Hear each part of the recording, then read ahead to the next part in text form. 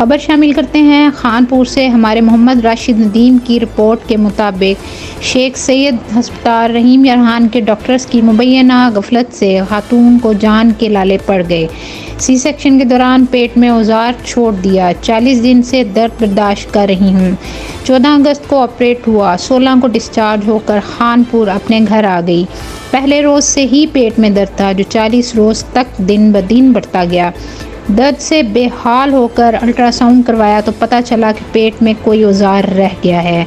अरबाब इख्तियार नोटिस लेकर गफलत के मुर्तकब डॉक्टर्स को सख्त सज़ा दी। मुतासरा फैमिली की अपील।